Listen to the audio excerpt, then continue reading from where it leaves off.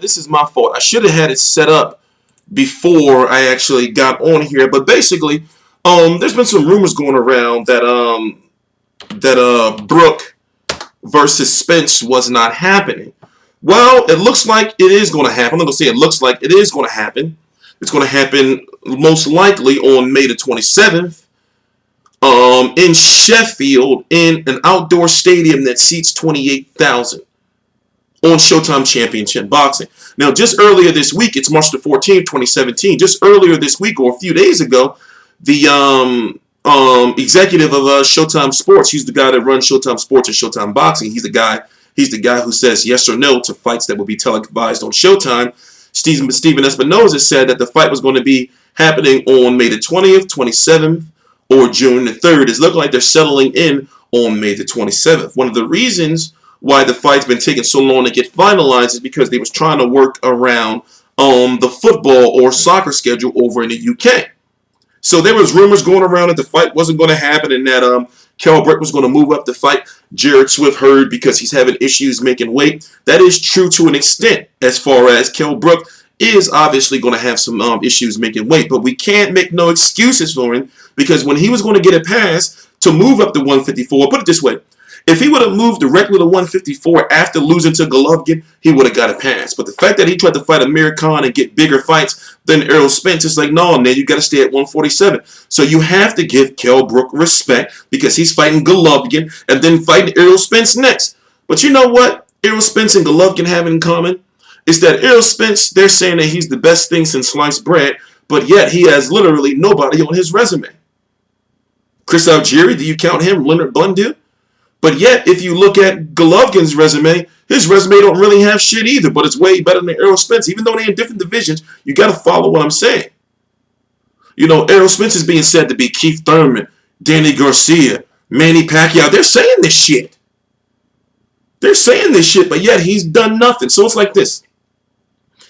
If Errol Spence beat Kell Brook, then I'm going to be like, yo, dude is good. He can really give these guys some problems. But until then, he hasn't done anything, in my opinion. That's my personal opinion. I like him as a fighter, but I've always been like that. Remember when Kell Brook came over here to the States? My channel, this channel, was relatively new at the time. He came over here to the States to fight Sean Porter. They were saying the same shit. Sean Porter was going to destroy Kell Brook. Kell Brook ain't this, Kell Brook ain't that. And what did he do? He proved you wrong. Just so happened, believe it or not, he came into that fight at 155 pounds. Compared to this Errol Spence fight, he's got to make that weight. We know he has issues making weight, but we can't make no excuses for him if he loses. We can't make no excuses for him if he loses. Whether it's weight or whatever the case may be. And I don't want to hear from him, you know, of course he's going to mention it. If he loses, of course he's going to say, well, you know, with the weight, I feel, you know, I moved to 154, but I'm a warrior. You know, he's going to talk that shit. I'm a Kell Brook fan. I'm an Errol Spence fan. But Errol Spence has much more to prove than Kell Brook. Kell Brook fought Golovkin for crying out loud. He didn't have to fight that fight. Yes, it was for money, but he fought Golovkin for crying out loud. And then he's fighting Errol Spence next.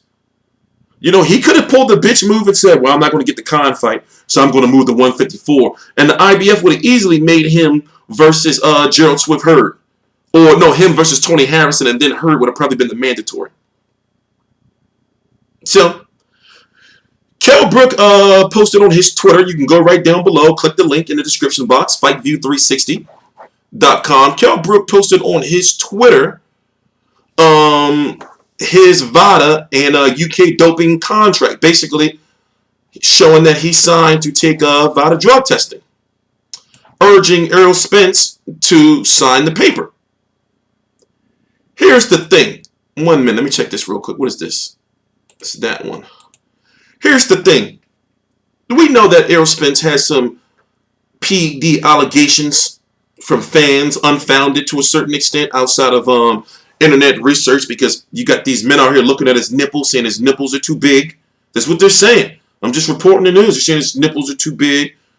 You know, so it's these allegations from fans that, you know, yo, he's probably juicing. So a lot of people looking at that tweet that Kell Brook put out about the drug testing to say like, yo, you know, like basically Kell Brook trolling him a little bit. So, just so happens, Eddie Hearn chimed in. Now, this is all on Twitter. Eddie Hearn, now, of course, take what you want from it. Eddie Hearn, when it comes to Twitter, he runs his own Twitter.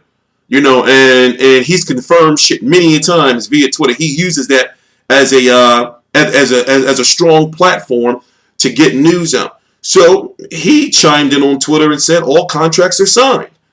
They're finalizing Nevada paperwork now.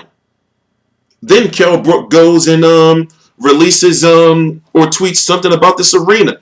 What is it called? Let me look at. Hold up. Bramall Lane, something like that. So the fight is happening. I'm happy that it's happening. And truth be told, people are not giving Kell Brook enough credit. You're not giving Kell Brook enough credit. Kell Brook is very good on the inside. Also, we've seen Kell Brook, obviously, that fight with Carlson Jones. He barely made it out, that first one. And we've seen Errol Spence get hurt early in his career, by a lesser-known fighter on a Fox Sports 1 card when he was still a Golden Boy. I forgot the fighter's name. It's just that Errol Spence has a lot to prove, and the pressure is on him. For crying out loud, y'all see he could beat Keith Thurman and all that shit. And also, if he does beat Kell Brook, don't expect for him to fight Keith Thurman next. That's not how Al Heyman works. Expect for him to defend his title once, maybe fight a mandatory, then sometime next year, or the year after, or late.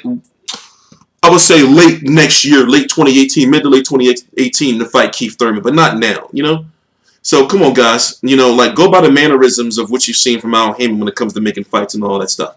But it is what it is. So like I said, the fight is almost done, for May the 27th, or, it's not looking like May the 20th or June the 3rd. It's looking like it's going to be May the 27th on Showtime Championship Boxing. And, Kell Brook is all for it. They're not talking about fighting nobody else. Kell Brook has already signed his drug testing paperwork. That alone should tell you that the fight's happening. Anyway, I'm T Street Controversy. This is T Street Controversy Live. I cover every single major fight live. Please subscribe.